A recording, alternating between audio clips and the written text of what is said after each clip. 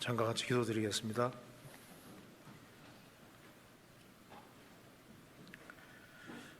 저희를 사랑하시는 하나님 아버지, 많은 사람 중에서 저희들을 주의 복음으로 불러주시고 주 예수 그리스도의 보배로운 피로 저희들을 구속해 주신 이 놀라운 은혜와 사랑을 인하여 감사드립니다.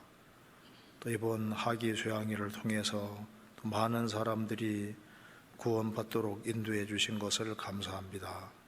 계속되는 수양회 집회 가운데 함께해 주시고 전국적으로 많은 사람들이 구원함을 얻고 또 국내와 해외에 주의 복음이 더욱 활발하게 증거될 수 있도록 역사해 주시고 도와주옵소서. 오늘 이 시간 주 성령께서 함께해 주시고 주님을 더욱 알 수 있도록 도와주시고 또 우리가 주 안에서 어떻게 행할 것을 생각하는 시간 되도록 도와주옵소서. 오늘 모든 시종 함께해 주시고 도와주시기를 간절히 의지하오며 우리 구주 예수 그리스도 이름으로 기도하옵나이다. 아멘. 성경 사사기 13장 찾겠습니다. 사사기 13장 17절입니다.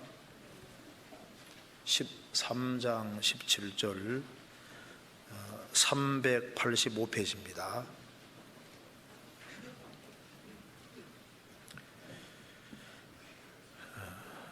(13장 17절) 제가 읽겠습니다.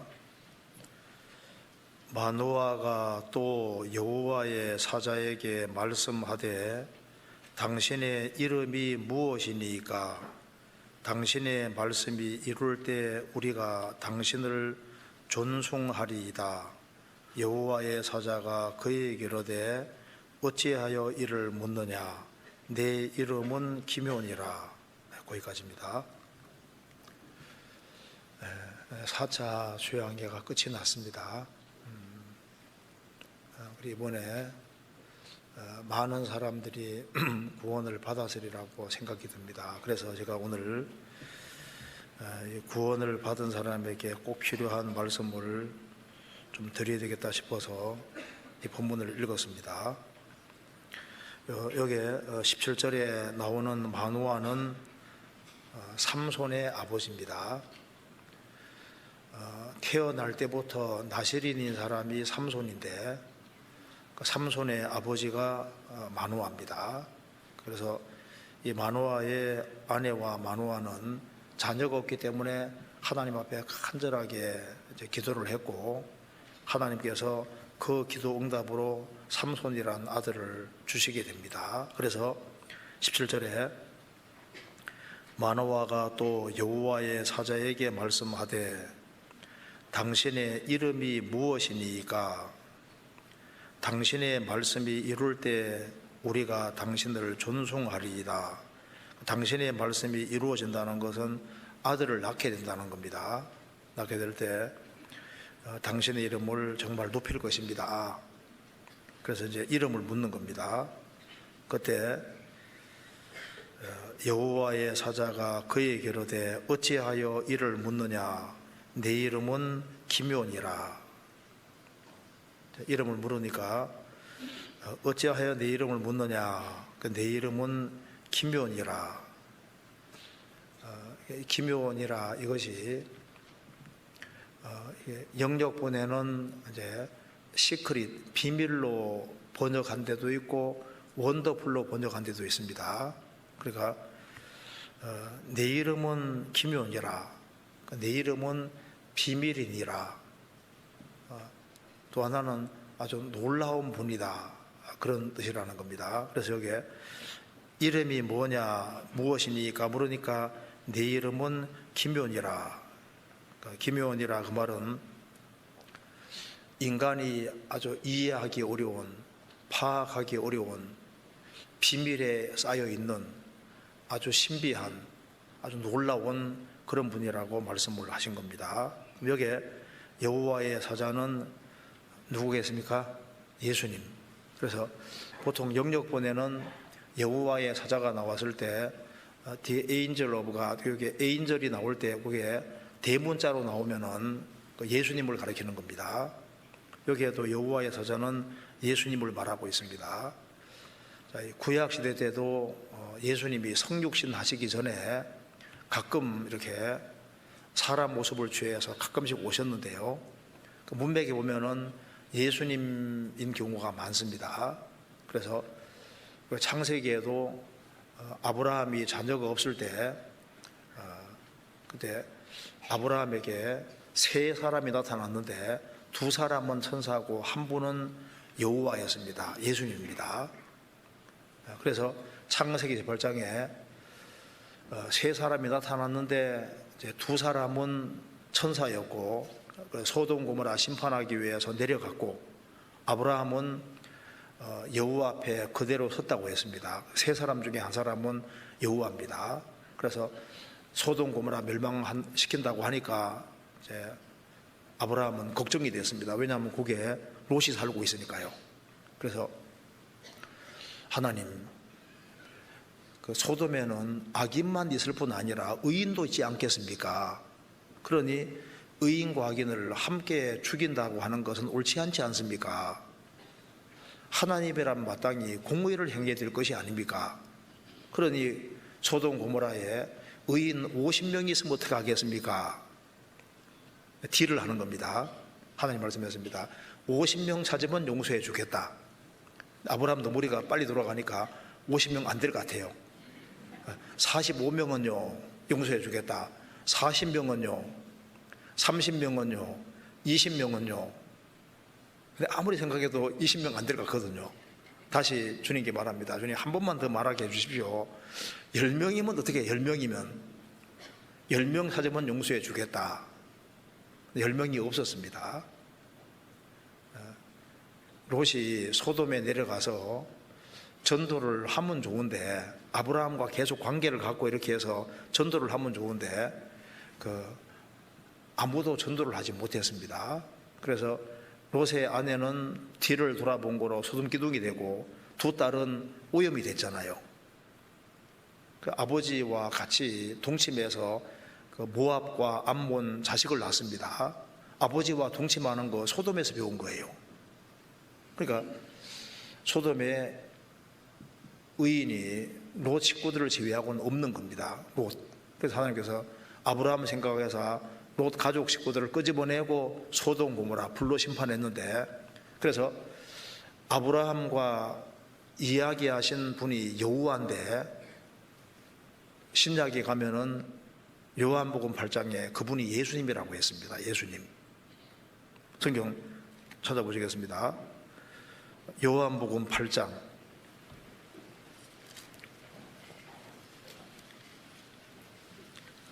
요한복음 8장 56절.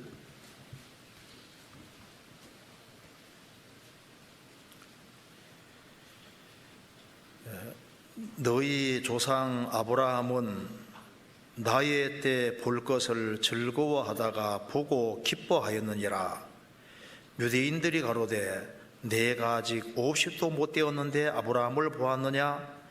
예수께서 가라사대 진실로 진실로 너희에게로 노니 아브라함이 나기 전부터 내가 있느니라 하시니 저희가 돌을 들어 치리하거늘 예수께서 숨어 성전에서 나가시니라. 이 당시에 예수님이 30살 조금 넘으셨는데요, 아브라함이 예수님을 봤다 하니까 유대인들이 충격을 받았습니다. 우리가 아무리 봐도 너가 50도 안 돼 보이는데, 30살 넘었는데 왜 50도 안 돼 보이는데 이렇게 얘기했을까요? 이사야 50장 보면은 예수님이 얼굴에 수염이 있었던 것 같습니다. 수염을 뽑고 침뱉었단 말이 나와 있는데 아마 노숙해 보이셨던 것 같아요. 그래서 우리가 아무리 봐도 50이 안 돼 보이는데 아브라함 봤느냐? 너가 2000살 넘었다는 얘기냐? 예수님 말씀했습니다. 진실로 진실로 너희에게로 노니 아브라함이 나기 전부터 내가 있었느니라가 아니라 있느니라. I am입니다. I am who I am, 여호와란 말입니다. 돌로 쳐 죽이려고 했습니다. 그래서 창세기 18장에 세 사람 중에 두 사람은 천사고 그 한 분은 여호와라고 되어 있는데 바로 예수님입니다. 예수님. 직접 만난 적이 있는 겁니다. 그러니까 구약 시대 때 예수님이 이제 여러 번 나타나셨는데 창세기 32장에 야곱과 야복강에서 여호와의 사자 한 사람이 씨름했는데 그분도 예수님입니다. 예수님. 그래서 성경 호세아서 12장에도 보면은 그분이 바로 예수님이라고 하나님이라고 설명이 나와 있습니다. 그리고 기드온에게 여호와의 사자가 나타나는데 그분도 예수님입니다. 여기 이제 마노아에게 나타난 분도 바로 어찌하여 네 이름을 묻느냐, 내 이름은 기묘니라, 예수님을 말씀하고 있습니다. 자, 그래서 이사야 9장 6절에 이는 한 아기가 우리에게 낳고 한 아들을 우리에게 주신 바 되었는데 그 이름은 기묘자라, 모사라, 전능하신 하나님이라, 영존하시는 아버지라, 평강의 왕이라 할 것임이니라. 거기에도 이제 그 이름은 기묘자라 그 말이 나옵니다. 자, 성경 다시 보시겠습니다. 사사기 13장 다시 봅시다. 자, 그래서 우리가 오늘 이런 걸 좀 생각해 봅시다. 사사기 13장에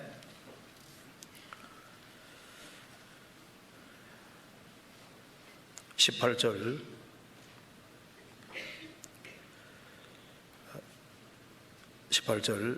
여호와의 사자가 그에게 이르되 어찌하여 이를 묻느냐, 내 이름은 기묘니라. 이걸 우리가 이제 두 가지 각도로 생각해 보겠습니다. 내 이름은 기묘니라. 첫 번째 것은 나는, 더 쉬운 말로 번역하면 나는 비밀이다. 그런 의미로 한번 생각을 해보고, 그 다음에 또 한 가지는 내 이름은 기묘자니라. 주님은 아주 가장 신비하고 놀라운 분이라는 것을 말하고 있는 겁니다. 그리고 이 예수님이, 이분이 정말 비밀에 쌓여 있고 정말 가장 놀라운 분이라면은 여기 마노아가 말한 것처럼 우리가 당신을 존숭하리이다. 우리 인생에서 가장 존중하고 가장 높이고 살아야 될 분이 바로 우리가 주님이시라는 것을 우리가 알 수가 있는 겁니다. 이런 걸 한번 같이 생각해 보겠습니다. 예수님이 여기에 마노아에게 나타나실 때 어찌하여 내 이름을 묻느냐, 내 이름은 기묘니라. 그래서 예수님이 정말 놀라운 분이고 비밀에 쌓인 분입니다. 그래서 잉태에서 자녀를 전혀 낳지 못하던 그 마노아, 그 집안에 삼손이라는 자녀를 주셨고, 삼손이 그 생애 속에서 얼마나 많은 놀라운 일을 했습니까? 나귀 특표로 몇 명 죽였습니까? 1000명. 맨손으로 사자와도 싸워서 이기고, 힘이 제일 센 사람이 누굽니까? 삼손. 제가 삼손 영화를 한번 봤는데요, 한 사람이 나귀 특별로 1000명 죽이려면요 시간이 엄청 길게 걸립니다. 1분에 한 명씩만 죽여도 1시간이 몇 명이에요? 60명. 그래 1000명 죽이려면요, 이건 상상이 안 가잖아요. 그러니까 여기에 삼손 통해서 주님이 아주 엄청난 일을 하신 겁니다. 삼손이 그렇게 부족한 것이 많음에도 불구하고 이성에 끌려다니잖아요. 나중에 눈까지 빠졌는데 또 막판에는 또 정말 그가 돌이키니까 하나님께서 그 신앙을 완전히 회복시켜 주셔서 그가 죽을 때 죽인 사람이 살았을 때 죽인 자보다 많다. 그는 나중에 아주 영광스럽게 죽임을 당하고 히브리 11장에 믿음의 사람으로 그가 기록이 됩니다. 그러니까 삼손만 잘 보더라도 삼손이 기묘자와 정말 놀라운 분하고 연결되어 있다는 걸 우리가 알 수가 있는 거예요. 근데 삼손만 그런 것이 아니라 우리도 기묘자 되시는 주님을 우리가 알게 된 겁니다. 자, 여기 먼저 어찌하여 내 이름을 묻느냐? 내 이름은 기묘니라. 기묘니라. 첫 번째 의미는 비밀이다. 시크릿, 비밀이다. 자, 비밀에 쌓인 분이다. 감추인 분이란 말이 맞습니다. 주님은 어떤 사람에게는 알려주시고 어떤 사람에게는 감춰주시는 영원한 신비와 영원한 비밀입니다. 우리가 천국에 들어가서도 주님을 완전히 다 알 수는 없습니다. 주님은 무한자이기 때문에 우리가 계속적으로 알아가야 될 겁니다. 여기 말씀하기를 내 이름은 기묘니라. 내 이름은 비밀이다.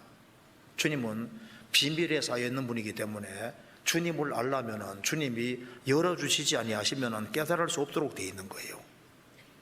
주님이 안 도와주면 절대 깨달아지지 않습니다. 그래서 나는 기묘니라, 이 말은 나는 비밀이다.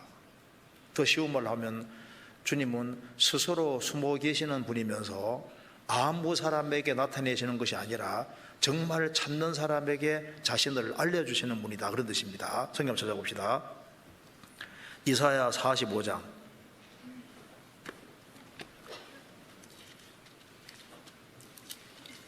이사야 45장 15절입니다.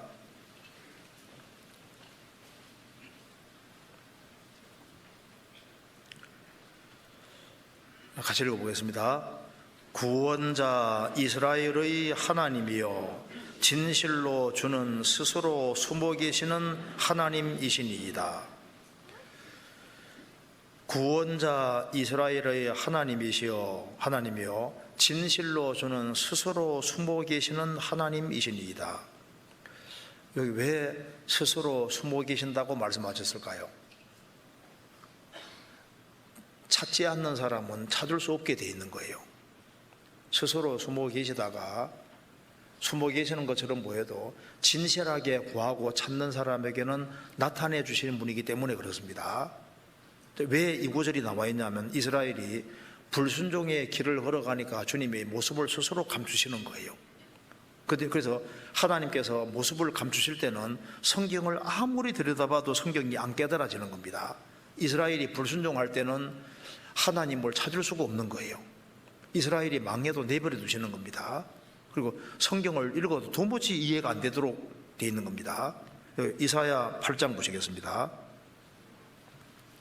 이사야 8장 16절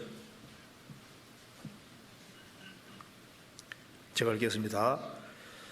너는 증거의 말씀을 싸매며 율법을 나의 제자 중에 봉함하라. 이제 야곱 집에 대하여 낫을 가리우시는 여호와를 나는 기다리며 그를 바라보리라. 이스라엘이 불순종의 길을 걸어갈 때 하나님께서 이스라엘에 대해서 낫을 가리셨습니다. 스스로 숨으셨습니다. 하나님이 얼굴을 다 감추시니까 너는 증거의 말씀을 싸매며 율법을 나의 제자 중에 봉함하라. 율법을 펴야지 읽을 수 있는데 봉해놓으면 읽을 수 없잖아요. 하나님이 하나님 말씀을 딱 닫아버리니까 아무리 들여다봐도 깨달아지지 않습니다. 그래서 이사야 25장에 보면 이스라엘이 입으로는 하나님을 존경하지만 마음은 하나님과 멀었습니다. 사람의 계명으로 교훈 삼아 헛되이 가르치니까 성경이 안 깨달아지는 거예요. 예수님 당대 유대인들이 그와 같았습니다. 그래서 그리스도를 뻔히 보고도 못 알아보고 배척하잖아요.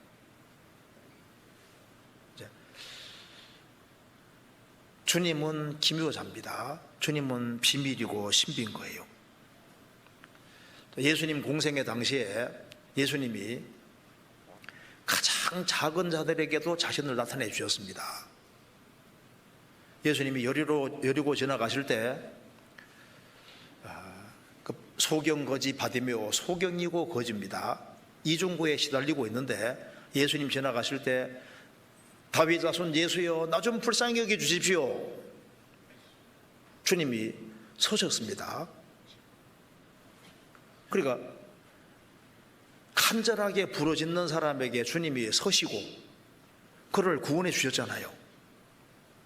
삭개오는 세리장입니다. 여리고로 지나가는데 세리장 그 사람은 키가 작아서 예수님 보고 싶어서 뽕나무에 올라가 있습니다. 주님이 지나가다 보시고 삭개오야 내려오라, 내가 오늘 너의 집에 유하여야겠다, 오늘 이 집에 구원이 이르렀다고 말씀하셨습니다. 자, 소경 거지지만은 또 세리 중에 우두머리면요, 이스라엘에서는 완전히 내놓은 사람이라 할 수 있습니다. 근데 주님은 그런 사람을 외면하지 않으셨습니다.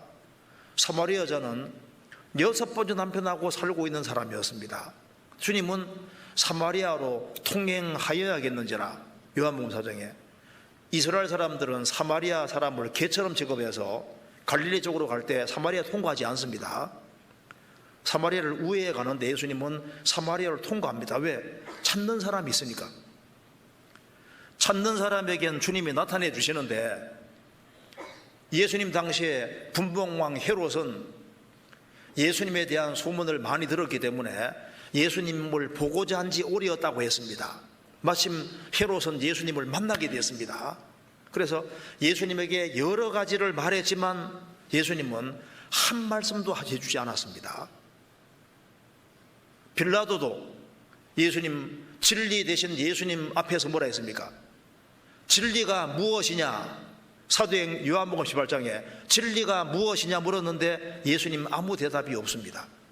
왜? 찾지 않으니까.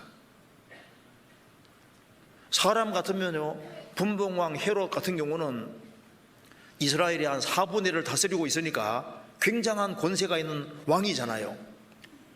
여러 가지를 물어도 주님은 가장 자상하신 분이고, 그리고 아무리 그 비참한 죄인도 다 용납하신 분인데 왜 그 사람이 물었을 때는 아무 말도 안 했을까요? 왜? 진리를 찾는 사람이 아니기 때문에 그랬던 거예요. 한번 찾아보시겠습니다. 누가복음 23장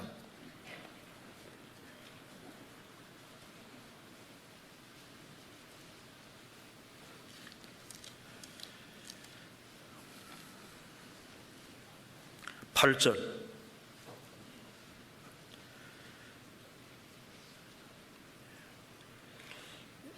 헤롯이 예수를 보고 심히 기뻐하니 이는 그의 소문을 들었으므로 보고자 한 지 오래였고 또 무엇이나 이적 행하심을 볼까 바랐던 연고라라.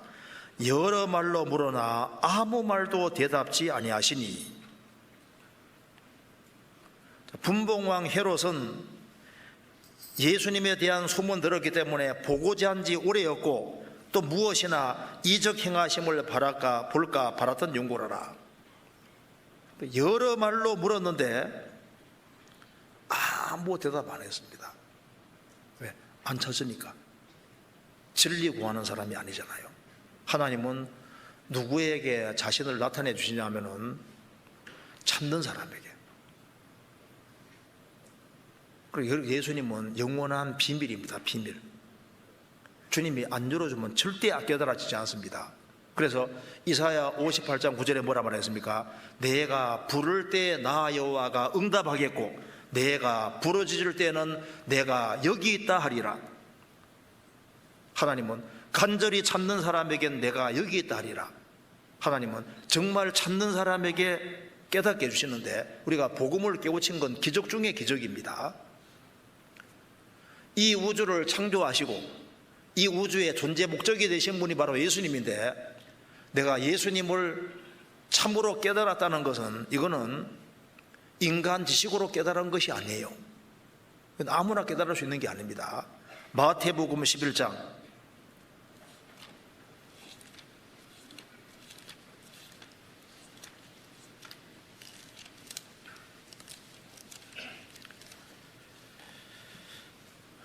11장 25절.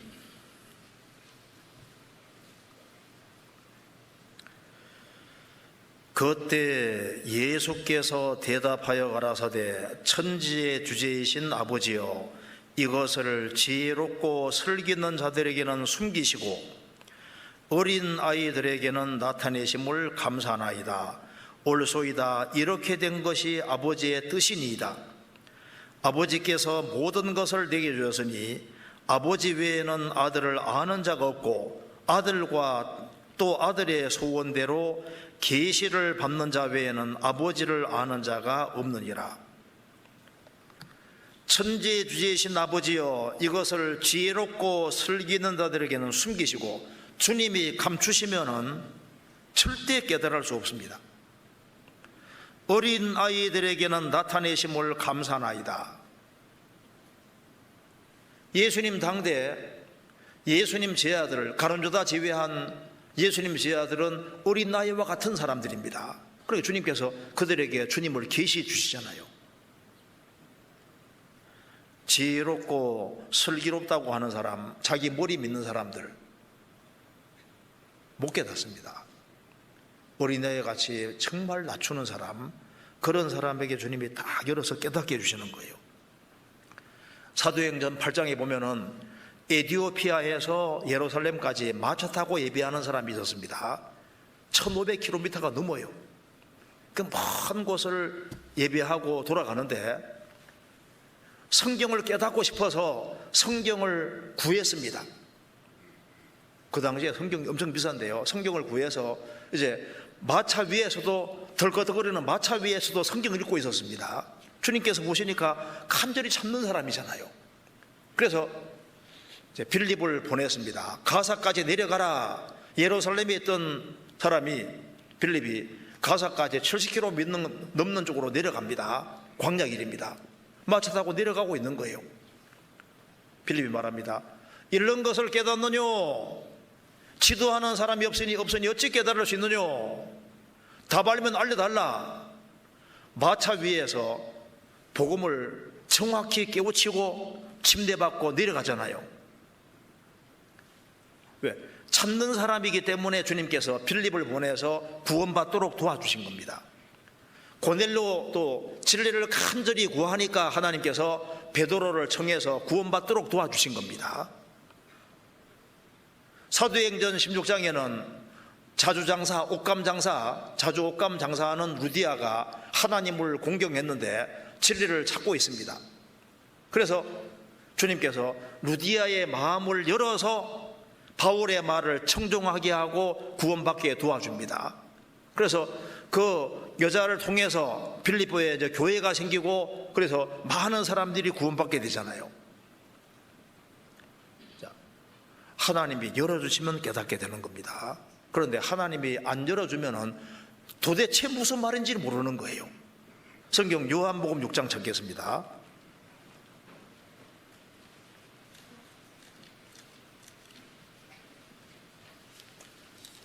요한복음 6장 51절.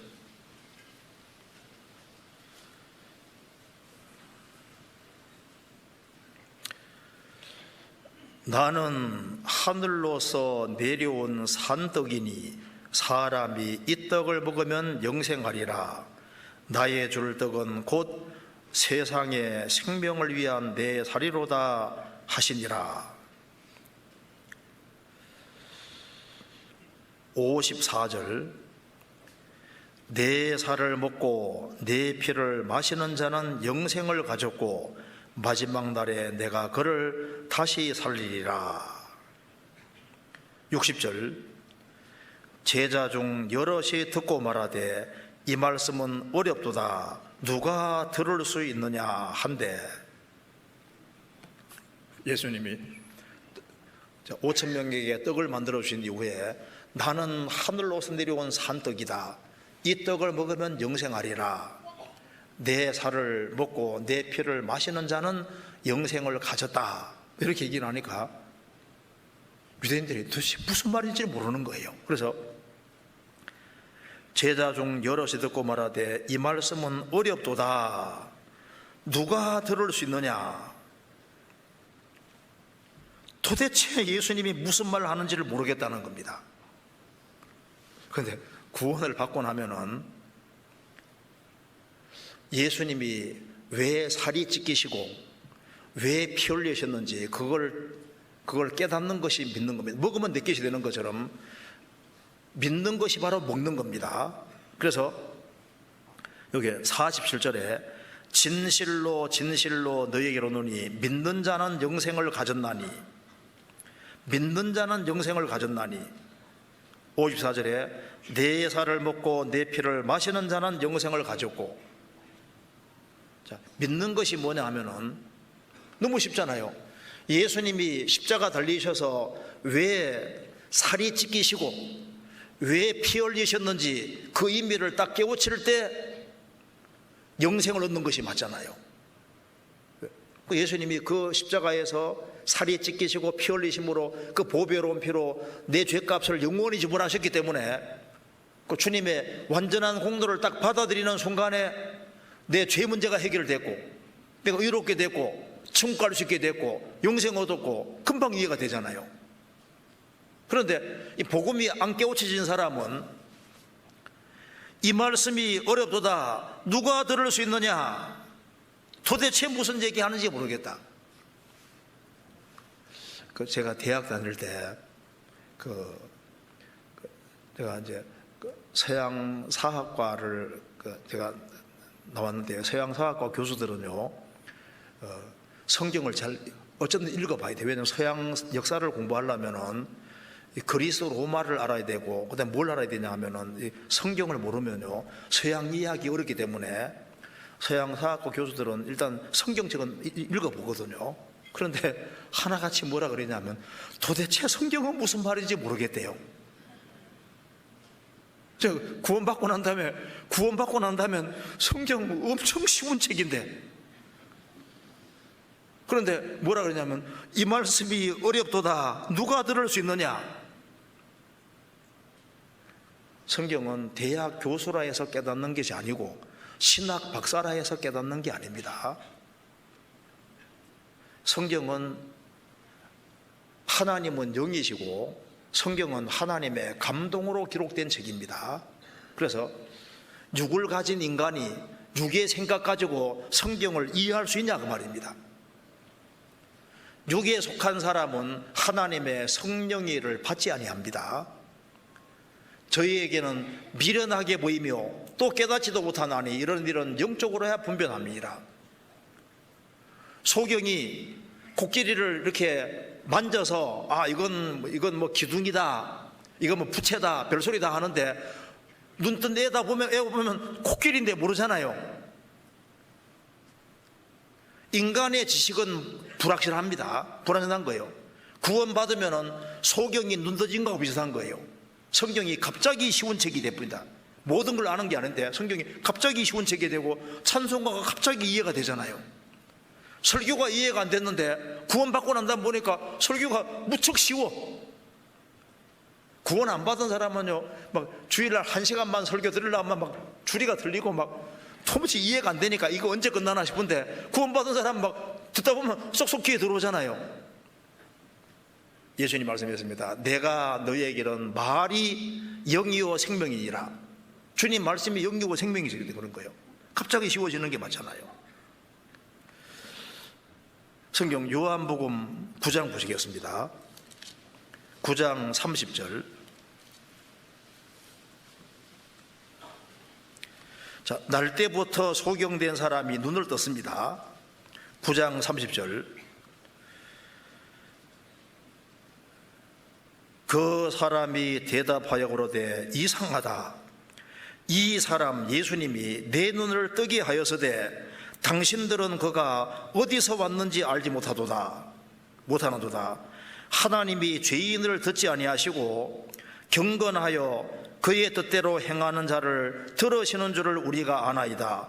창세후로 소경으로 난 자의 눈을 뜨게 하였다 함을 듣지 못하였으니 이 사람이 하나님께로부터 오지 아니하였으면 아무 일도 할 수 없으리이다. 저희가 대답하여 가로되 내가 온전히 죄 가운데 나서 우리를 가르치느냐 하고 이에 쫓아내어 보내니라. 날 때부터 소경된 사람이 눈 떠서 이제 눈 뜨는데 유대 종교가들은 그걸 보고도 모르는 거예요. 너는 예수 어떻게 생각하냐? 그분 당연히 하나님께로 오신 분이죠. 그거 몰라보는 겁니다. 이상하다. 그 사람이 내 눈 뜨게 했는데 당신들은 어째 그분이 하나님께로 온지 모르냐? 그러니까 종교 생활을 그렇게 오래 해도 무식할 수 있는 겁니다. 성경 사도행전에 보면은 이 브리스길라 아굴라 부부가 평신도인데, 그 아굴라는 성경에 능한 사람인데 그 사람에게 예수 믿는 도를 더 자세하게 설명해서 아볼로에게 깨닫게 해주잖아요. 아볼로에게 구원받고 나면 설교가 들어오잖아요. 이거 설교는, 이건 도덕 설교다, 이건 깨닫고 하는 거다, 안 깨닫고 하는 거다. 희한하게 이게 깨달아집니다. 구원받은 사람은 성령을 받았으니까 구원 안 받은 사람 마음도 이해가 되고 구원받은 사람 마음도 이해가 되잖아요. 구원 안 받은 사람은, 사람은 영에 있는데 하나님 영이 안 들어와 있으니까 구원받은 사람이 이해가 안 되는 겁니다. 깨닫지 못하니까 오해가 생기는 거예요. 뭐 단번에 구원받는다고, 안 받아봤으니까 단번 구원을 모르잖아요. 선물 받는 거니까 단번이 맞잖아요. 믿어지는 거 시사하면 그게 뭔지를 모르는 거예요. 믿어지잖아요. 기쁜 날 주나에 다시 선 날이 있잖아요. 그 날이 있는 게 정상이잖아요. 머리 나빠 날짜 잊어버릴 수는 있지만은 어느 때쯤인지 알 수 있잖아요. 그러니까 참 신비한 것은 이 복음을 깨우치는 것이 이게 정말 놀라운 겁니다. 우리가 복음을 깨우쳤다는 것은 이거는 우리 지식으로 깨우친 게 아니에요. 이게 비밀입니다. 사실은요. 성경 찾아보시겠습니다. 에베소서 6장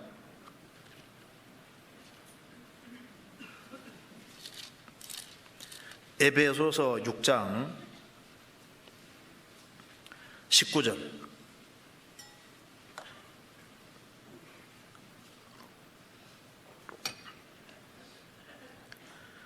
또 나를 위하여 구할 것은 내게 말씀을 주사 나로 입을 벌려 복음의 비밀을 담대히 알리게 하옵소서 할 것이니, 여기에 바울 사도를 위해 기도해 달라고 하면서 나로 입을 벌려 복음의 비밀을 담대히 알리게 하옵소서 할 것이니, 복음의 비밀이라고 했습니다. 이게 왜 비밀이냐 하면은 하나님이 안 도와주시면 안 깨달아지는 거예요. 제가 꽤 몇 년 전이죠. 한 분이 여기 말합니다. 제가 전도집회를 100번 듣고 구원받은 사람입니다 하더라니까요. 전도집회 일주일간을 100번요 100번 들어서 구원받았대. 100번. 어떤 사람은 그냥 제일 마지막 날 듣고도 구원받는 사람도 있잖아요. 그러니까 어떤 사람은 여러 번 들어도 안 돼. 어떤 사람은 단번에 듣고도 되잖아요. 왜? 하나님이 도와주시면 당장 되는 거라고. 그게 비밀이라고. 복음의 비밀이라고. 그러니까 복음은 너무 알려진 것이지만 또 동시에 비밀입니다. 왜? 하나님이 안 도와주면 내 것이 안 되니까. 머리로 말똥말똥하게 이해되는데 안 믿어지잖아요. 믿는데 안 믿어지잖아요. 왜? 성령님이 또 도와주셔야 믿어지는 거거든요. 이게 참 그러니까 신비한 겁니다. 성경 마가복음 4장입니다.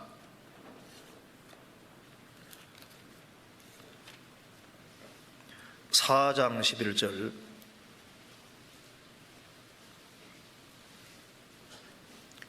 어떤 사람은 그까지 복음이라는데 그까지 거 복음이라고요? 그럼 복음 못 깨달아서 그래요. 복음 깨닫고 나면요, 복음만큼 소중한 게 어디 있어요? 우리가 죽음 건너갈 때 가지고 건너갈 것이 복음 말고 있어요? 집안 식구가 죽음 건너갈 때 과연 우리 부모님이, 우리 가까운 사람이 정말 복음을 깨우쳤을까? 그것이 가장 궁금한 게 되는 거라고. 뭐 신앙생활 잘하고 못하고 두 번째고, 복음이 정말 믿어졌을까? 가장 중요한 문제잖아요. 마가복음 4장 11절 이러시되 하나님 나라의 비밀을 너희에게는 주었으나 외인에게는 모든 것을 비유라 하나니 이는 저희로 보기는 보아도 알지 못하며 듣기는 들어도 깨닫지 못하게 하여 돌이켜 죄의 사함을 얻지 못하게 하려 함이니라 하시고, 여기 하나님 나라의 비밀을 너희에게는 주었다. 여기 죄 사함이란 말, 죄를 사함 받기까지는 지금 사탄의 나라와 하나님 나라 두 나라 있다는 것도 이해가 안 됩니다.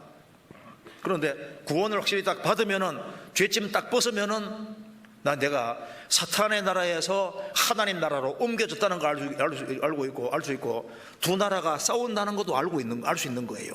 이게 참 신기한 겁니다. 실제로 죄 사함 받는 게 이렇게 중요한 겁니다. 주님의 이름은 기묘입니다. 기묘, 정말 놀라운 분인 거예요.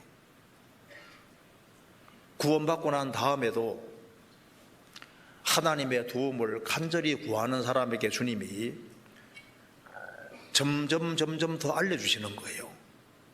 주님의 비밀을 우리가 더 알아가는 겁니다. 예레미야 33장 찾겠습니다.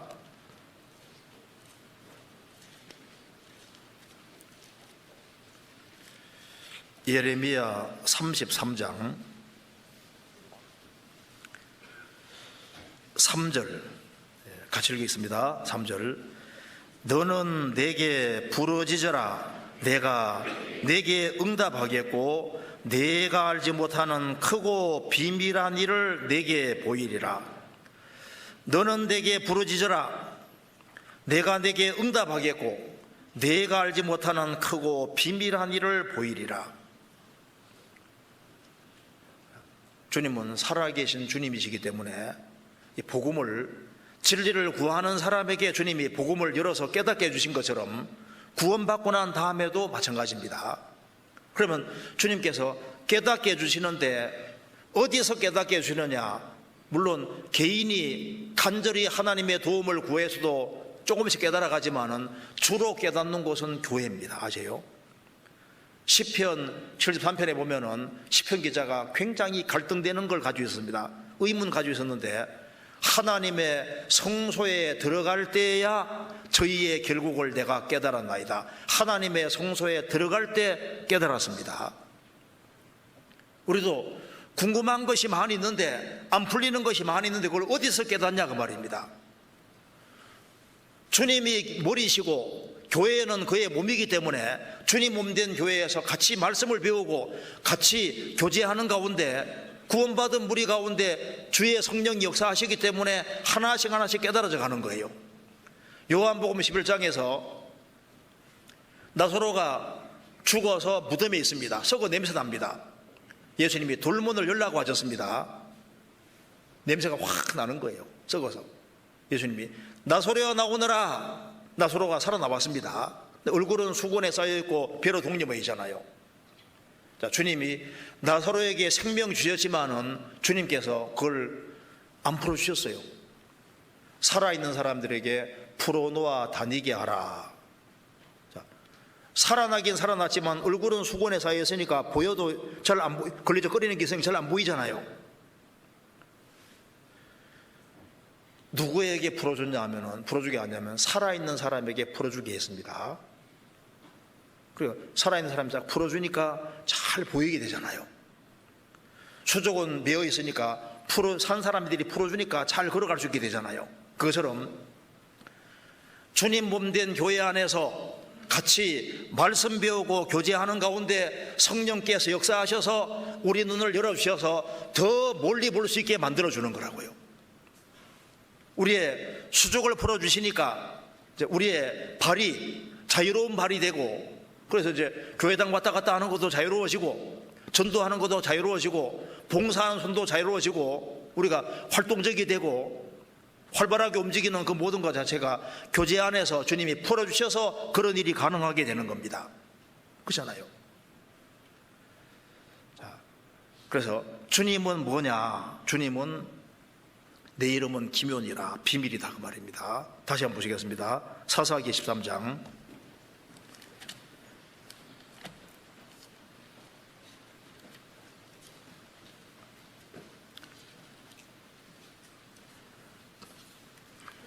13장 18절. 여호와의 사자가 그에게 이르시되 어찌하여 이를 묻느냐? 내 이름은 기묘니라. 기묘이란 말은 또 한 가지 의미는 놀라운 분이다.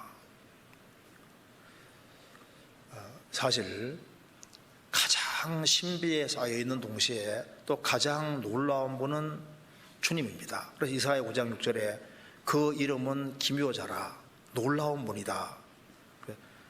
세상에서 주님만큼 놀라운 분은 없습니다.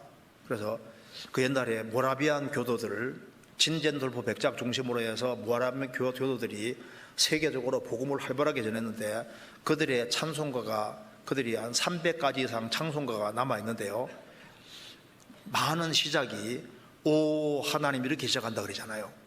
정말 하나님 자신을 구원해 준 하나님에 대해서 굉장히 놀라워하면서 찬송을 시작합니다. 우리가 구원받고 나면은 주님이 얼마나 놀라운 분인지를 알게 됩니다. 성막도 바깥은 초라한데 바깥은 물돼지 가죽이고 바깥은 흰세마포가 있고 위에는 물돼지 가죽이니까 우중충하고 깨끗하지만 위에는 우중충하게 보이는 거예요. 초라하게 보입니다. 근데 성막 안에 들어가면은 세상에서 제일 비싼 건물이 성막입니다. 예수님을 그냥 봤을 때는 33세에 죽은 청년으로 보이지만은 구원을 받고 난 다음 보면은 그분은 하나님이 잠깐 사람이 되신 겁니다. 주님이 얼마나 놀라운 분인지를 점점 알게 됩니다.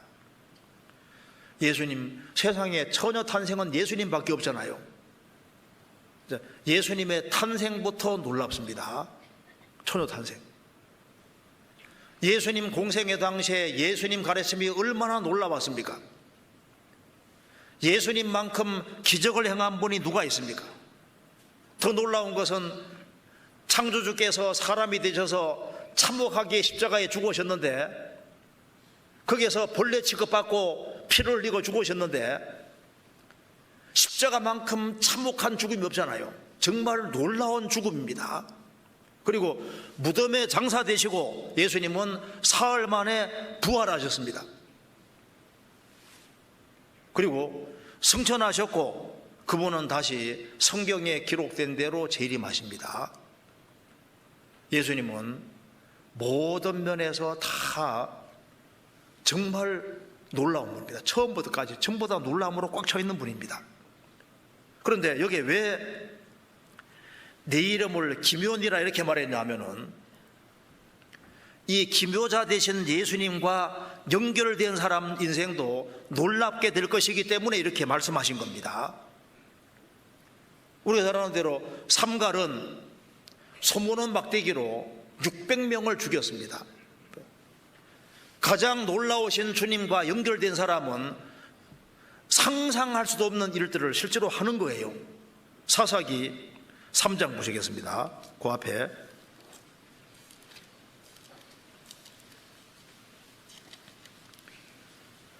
3장 31절.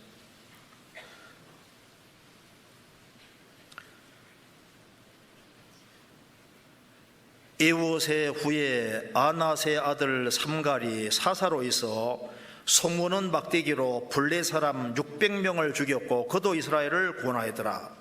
삼갈은 소문은 막대기로 블레 사람 600명을 죽였다. 칼로 죽은 것이 아니라 소문은 막대기로 600명을 죽였다. 자, 이런 상상도 못할 일이 벌어지는 겁니다. 사사기 15장 16절.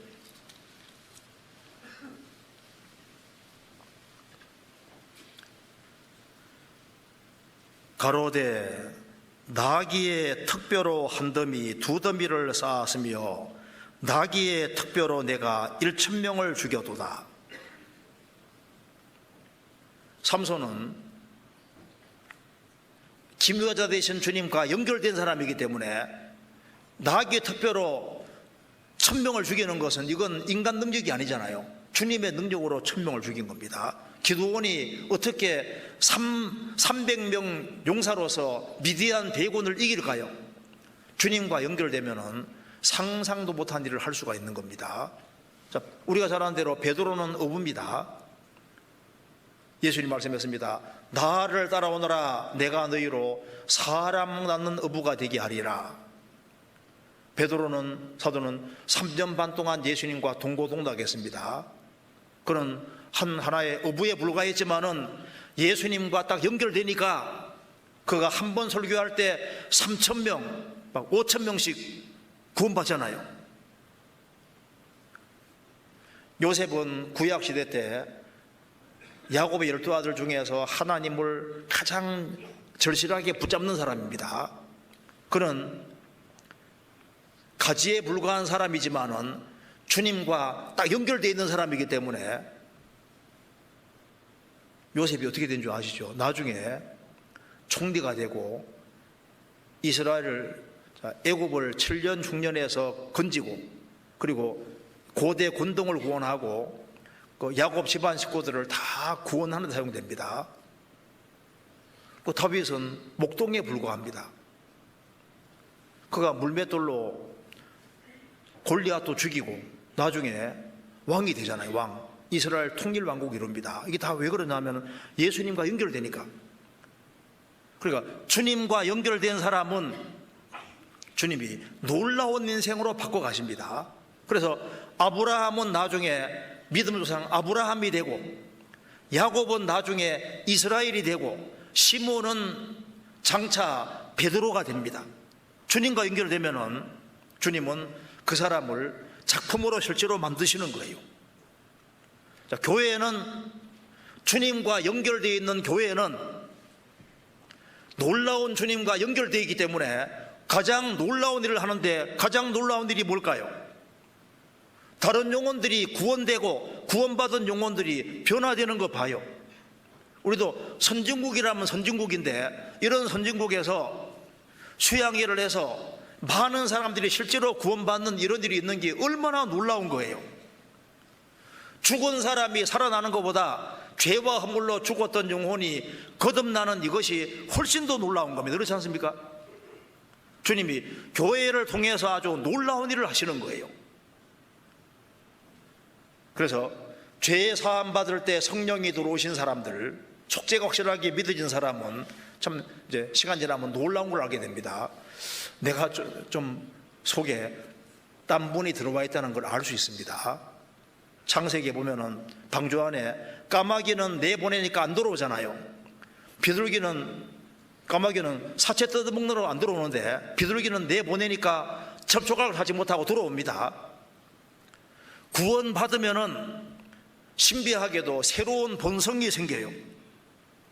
그래서 내 속에서 성령께서 작업한다는 걸 알 수 있습니다. 그래서 우리를 새로운 피조물로 만들고 우리를 완전히 새로운 사람으로 만들어 가셔요. 왜? 기묘자 놀라운 분하고 연결된 사람은 주님이 그 인생을 놀랍게 바뀌어 가시는 겁니다. 우리가 비참한 죄인이 하나님 아들이 되어서 영원한 천국에 들어가고 하나님 아들 되고 그리스도 신부 된다는 게 얼마나 놀라운 거예요. 에베소서 2장입니다.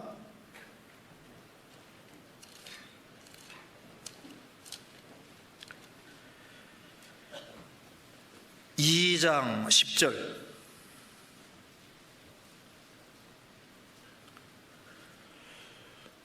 우리는 그의 만드신 바라 그리스도 예수 안에서 선한 일을 위하여 지으심을 받은 자니 이 일은 하나님이 전에 예비하사 우리로 그 가운데서 행하게 하려 하심이니라. 우리는 그의 만드신 바라. 그 헬라어에는 포이에마인데 포이에마에서 포임시가 나왔습니다. 우리는 그의 만드신 바라. 우리는 그의 걸작이다. 걸작. 우리는 그의 걸작이다. 그의 작품이다.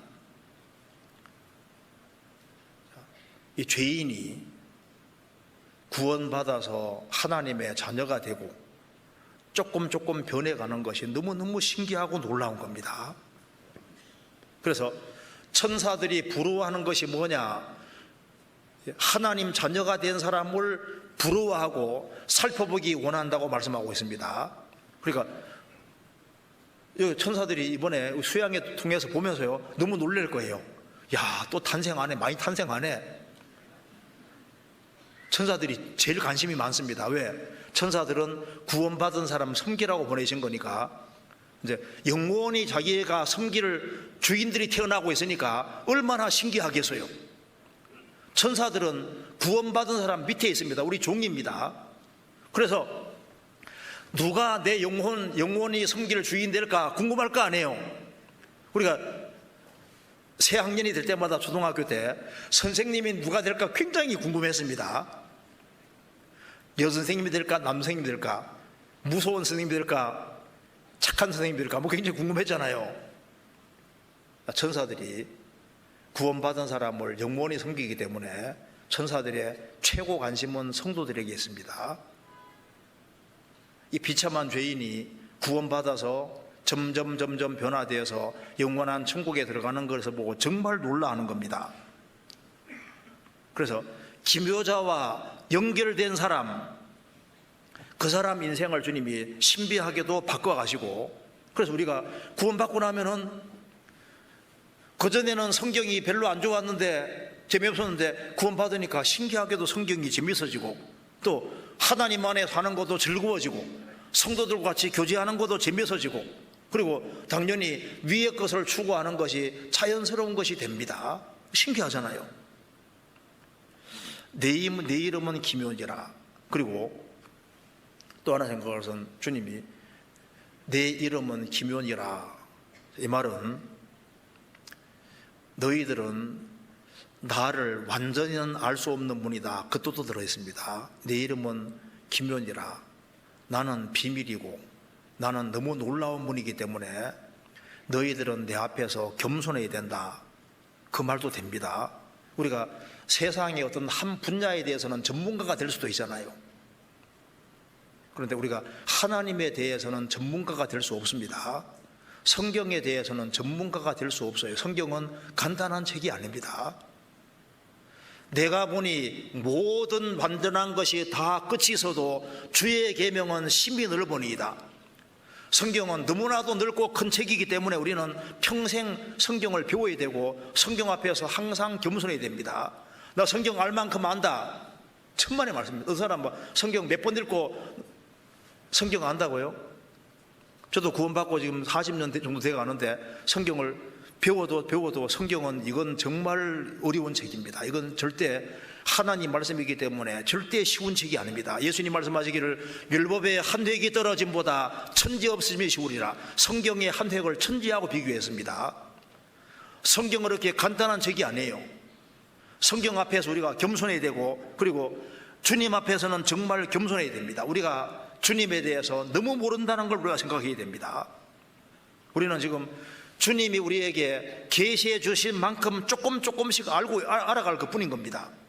조금씩 알아가는 거예요. 그래서 고린도전서 13장 12절에도 우리가 지금은 부분적으로 안다고 했습니다. 우리는 기록된 것밖에 모르는 거예요. 우리는 주님 앞에서 겸손할 필요가 있습니다. 그리고 주님은 자신을 낮추는 사람에게 계속적으로 자신을 알게 하시고 계속 알게 하시는 거예요. 성경 요한복음 17장 보시겠습니다.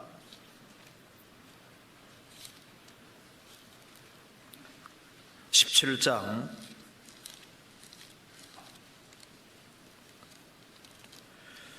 26절.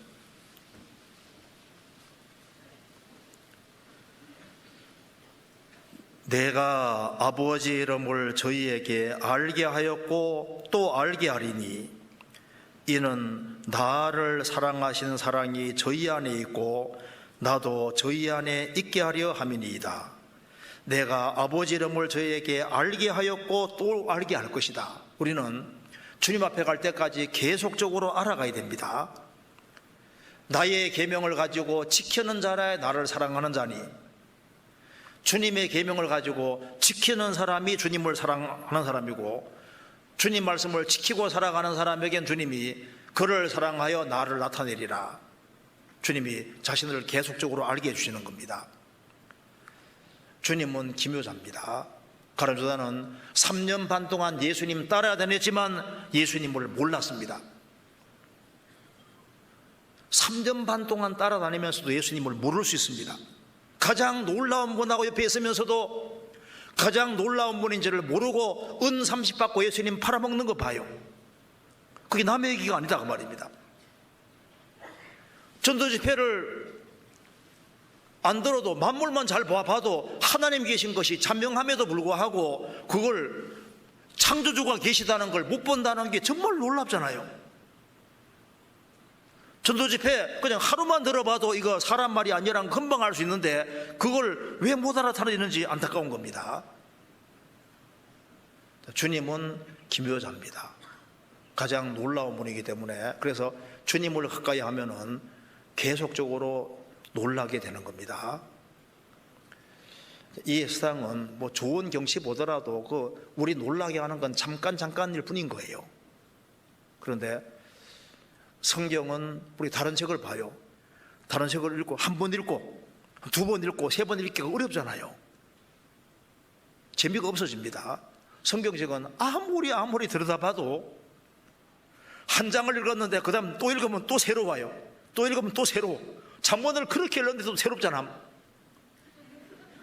저만 그런가요?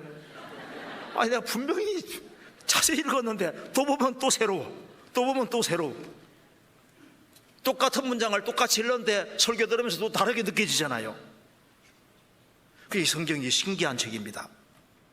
놀라운 책이에요. 우리 주님은 놀라운 분이기 때문에 우리를 위해서 상상도 못할 것을 뒤에다가 많이 예비해 놓은 겁니다. 우리가 구원받도록 하기 위해서 주님이 구원만 예비해 놓은 것이 아니라 우리 일생 살아가면서 은혜를 딱 쌓아놓고 필요에 따라 적절하게 다 내려주시기 때문에 주님을 가까이 하는 것이 인생에서 최고 복이라는 걸 우리가 알게 되는 겁니다. 사사기 13장입니다. 그래서 여기에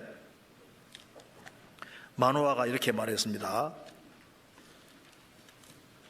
사사기 13장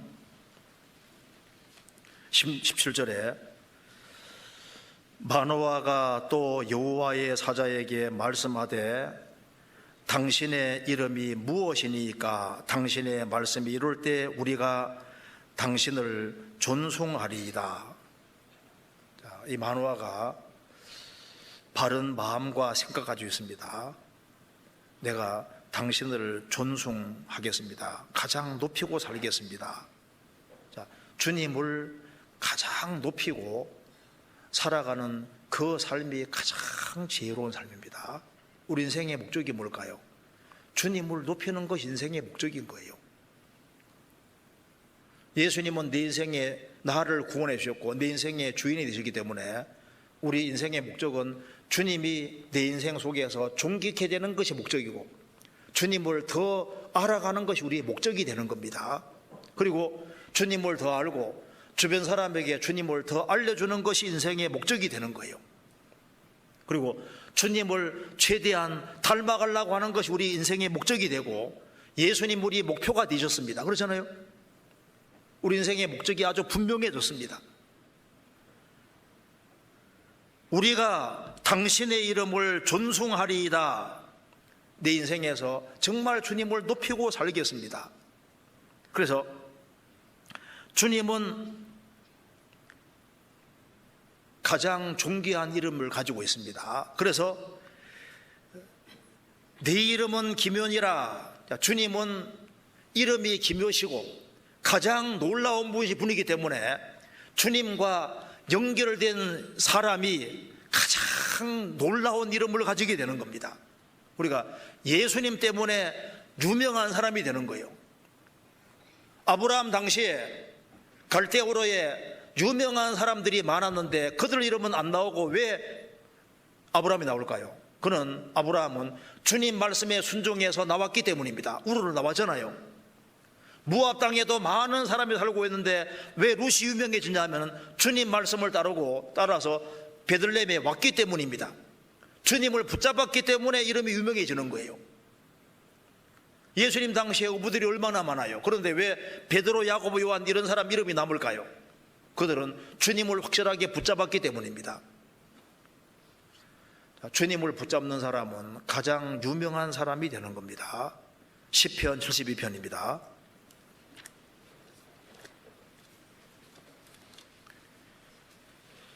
시편 72편 17절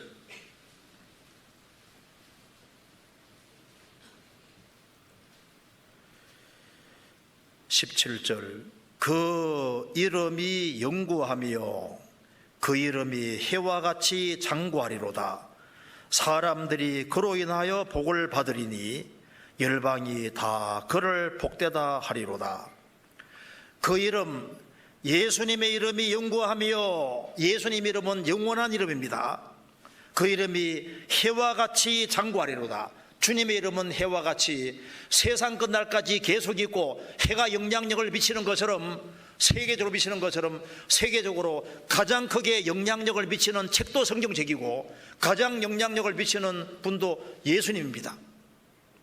그 이름은 영구하며 사람들이 그로 인하여 복을 받으리니 열방이 다 그를 복되다 하리로다. 우리도 예수님 때문에 복받은 사람입니다. 고린도서 6장에 말한 대로 무명한 자 같으나 유명한 자요 아무것도 없는 자 같으나 모든 것을 가진 자로다. 우리가 무명한 자 같지만 예수님 때문에 우리도 유명한 자입니다. 아무것도 없는 자 같으나 예수님 소유한 사람은 다 소유한 사람 되는 거예요. 로마서 16장 읽어보시면은 주 안에서 주님 붙잡고 열심히 산 사람들 이름들이 쫙 기록되어 있습니다. 왜 그들의 이름이 영광스럽게 되냐면 하나같이 주님을 붙잡았기 때문에 그런 거예요. 주님은 기묘자입니다. 우리 신앙생활은 주님을 계속적으로 알아가는 생활이고 주님을 점점점 알아가다가 천국 들어가면은 주님이 정말 가장 놀라운 분이라는 걸 정말 보게 될 겁니다. 진선미로 충만하신 분, 정말 주님이 얼마나 신비하고 놀라운 분인지를 확실히 깨닫게 될 겁니다. 한 군데만 더 보겠습니다. 데살로니가후서 1장입니다. 데살로니가후서 1장 10절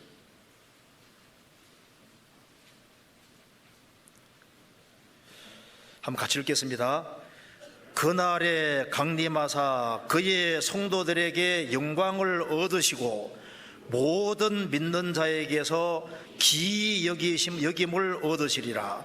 우리의 증거가 너희에게 믿어졌습니다. 우리의 증거가 너희에게 믿어졌습니다. 과거 수동태로 되어 있습니다. 이게 믿어진 거예요. 주님 복음 증거가 딱 믿어진 게 이게 기적입니다. 그래서 그날에 강림하사 그의 성도들을, 주님의 성도가 된 것이 얼마나 복입니까? 성도들에게서 영광을 얻으시고 모든 믿는 자, 일부가 아닙니다. 모든 믿는 자, 우리 각자입니다. 우리 각자에게서 기여김을 얻으시리라. 주님이 정말 놀라운 분이시구나. 이분이 정말 창조주시고 나를 만드신 분이고 나 대신 정말 피를 흘려 죽으신 분이시고 나를 위해서 이렇게 많은 천국의 영광 모든 걸 다 준비해 놓은 정말 놀라운 분이구나. 저 위에 가면은 모든 걸 다 알게 될 겁니다. 그래서 인생의 성공은 주님을 잘 알고 주님께 기대고 살아가서 주님께 칭찬받는 것이 인생의 성공입니다. 자, 다른 건 손해보더라도 신앙생활은 손해보지 말아야 되겠습니다. 그래서 우리가 신앙생활을 잘 하면은 성령께서 우리 속에 역사하시고 주변 사람들이 보고서 저 사람 많이 달라졌네, 바뀌어졌네. 그러면 또 우리가 또 다른 사람에게 전도할 수 있는 길이 열리게 되는 겁니다. 수양회 계속되고 있기 때문에 계속해서 같이 기도해 주시고 협력해 주시면 감사하겠습니다. 같이 기도하시겠습니다. 은혜와 사랑이 충만하신 하나님 아버지, 많은 사람 중에서 저희들을 복음으로 불러주시고 주님의 크고 놀라운 은혜와 사랑을 깨닫게 해주신 것을 감사합니다. 우리 생애 속에서 예수 그리스도를 알게 해주신 이것이 얼마나 큰 축복인지를 항상 기억하며 주님께 영광 돌리는 삶을 살 수 있도록 도와주옵소서.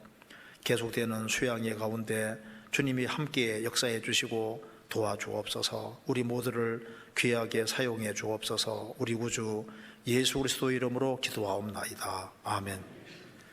찬송 같이 부르시겠습니다. 102장입니다. 102장.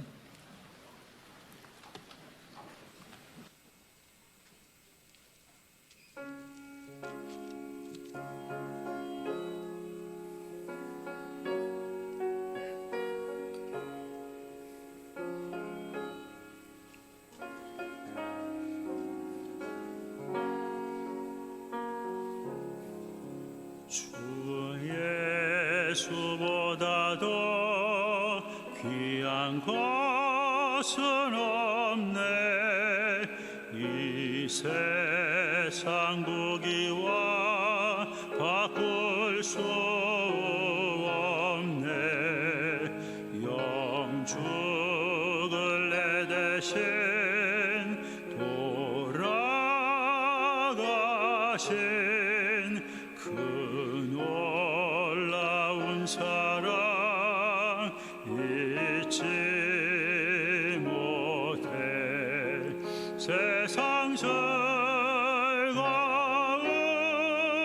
다 버리고 세상 자랑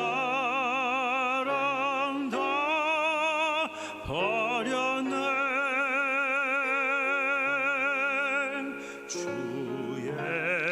예수보다 더 귀한 것은 없네. 예수밖에는 없네. 주 예수보다 더 귀한 것은 없네.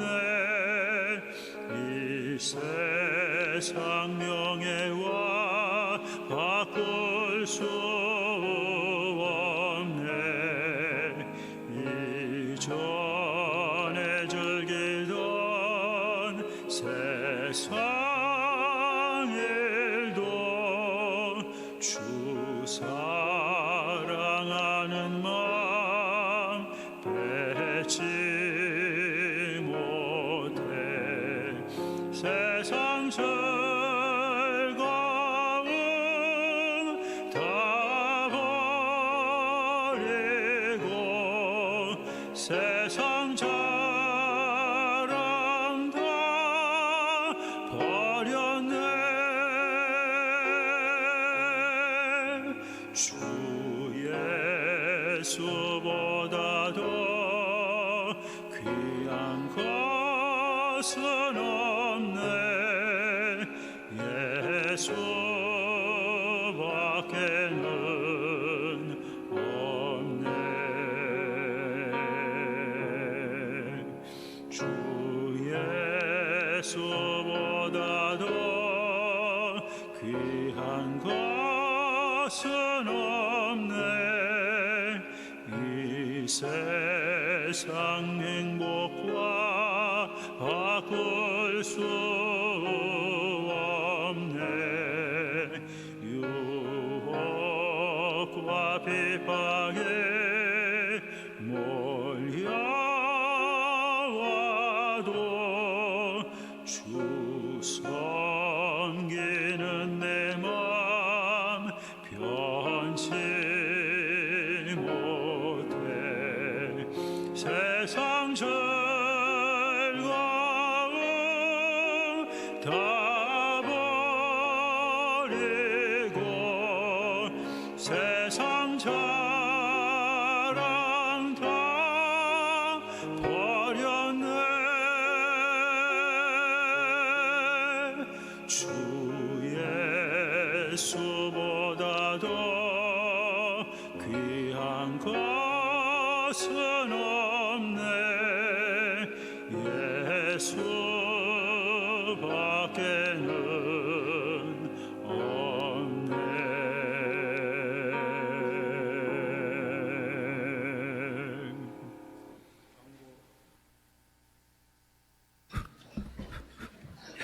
광고 없습니다. 네.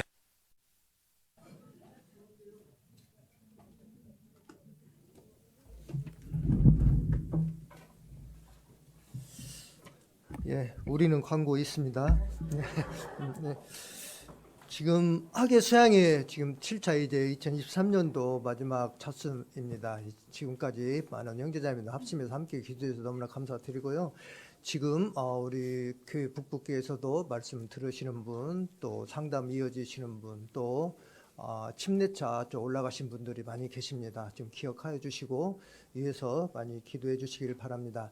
특별히 또 이 집회를 위해서 또 오늘 또 같이 응원차 또 이렇게 말씀 이후에 또 올라가신다는 분들이 좀 몇 분 계셔가지고요. 모두 일을 1시에 이렇게 시작하려고 합니다. 여기 계신 분들 모두 함께 참여해 주시고 같이 좀 올라가 주셨으면 좋겠습니다. 이 장소에서 있으니까요. 모든 분들이 또 함께 해 주시기를 바라겠습니다. 그리고 더불어서 이교구 집회 지금 이제 한 주 앞으로 다가왔습니다. 이교구 집회도 수양회 때 그런 우리가 마음을 모아서 함께 기도하고 함께 동참했듯이 이교구 집회 또 동일한 마음으로 함께 해주셔서 정말 하나님의 큰 역사가 나타날 수 있도록 많은 분들 더 적극적으로 함께 해주시기를 이 자리를 빌어서 다시 한번 부탁드립니다. 그리고 사무엘 학교가 화요일부터 시작이 됩니다. 화요일부터 토요일까지 있는데요. 저희는 광주교회당으로 갑니다. 근데 지금 대학부에서 6명 이렇게 출발하기로 되어 있거든요. 그래서 출발은 내일 오후 7시에 교회당에서 이렇게 출발합니다. 우리 학생들 더 유익의 시간 또 은혜의 시간 될 수 있게끔 모든 분들이 다 기도해 주시기를 바라겠습니다. 어머니 묵상 교제가 화요일 날 있고요. 어머니 직장조 모임도 화요일 날 오후 7시 30분에 있습니다. 그리고 어머니 조모임 13조 12조가 있습니다. 근데 13조는 시간이 오전 10시로 나왔는데 오후 7시로 변경합니다. 13조 좀 확인해 주시길 바라겠고요. 12조는 목요일 날 동일하게 진행이 됩니다. 그리고 이교구 기도 모임이 다음 주가 있는데 이번 주 금요일 날 기도 모임이 있습니다. 그래서 지정된 장소가 아니고 교회당에서 전체 모임으로 있겠습니다. 시간은 8시 30분 동일합니다. 이교구 형제자매님들 모두가 다 함께 해주셔서 준비하는데 그런 어떤 계획으로 계획하고 있는지 그것을 또 마음으로 또 함께 듣고 또 그 일을 위해서 함께 기도하는 그런 시간 갖고자 합니다. 모두가 다 함께 해주시길 바라겠습니다. 예, 저희 목사님은 지금 7차 수양에 지금 참석하고 계십니다. 예, 올해의 목표 같이 구호 외쳐보시고 마치도록 하겠습니다. 복음에 합당하게 고난받자. 예, 권고 마치겠습니다.